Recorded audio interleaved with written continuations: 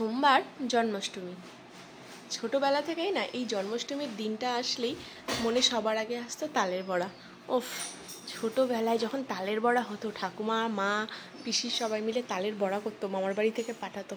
আমায় আর কে দেখে, মনে হয় একটা হাঁড়ি তালের বড়া নিয়ে আমি আর দিদিরা মিলে টানাটানি হতো, কে খেতে পারে তাড়াতাড়ি তালের বড়া, মানে যার কোনো বিকল্প হয় না। তাই জন্মাষ্টমী আসতে না আসতেই মনে হচ্ছে কি কখন বাড়ি যাব, বাড়ি গিয়ে আগে তালের বড়া। বাড়িতে ঢুকতে না ঢুকতেই দেখি মা ঠাকুমা মিলে এক হাঁড়ি তালের বড়া করেছে, দেখো। আর এই হাঁড়িটার মধ্যে মালপোয়া তালের বড়া আছে, মানে মোটামুটি 2 হাঁড়ি। সবার বাড়িতে বলতে আশেপাশে 2টো বাড়িতে তালের বড়া দিয়ে, মামার বাড়ি, পিসির বাড়ি দিয়েও এখনও এত তালের বড়া আছে আমার জন্য।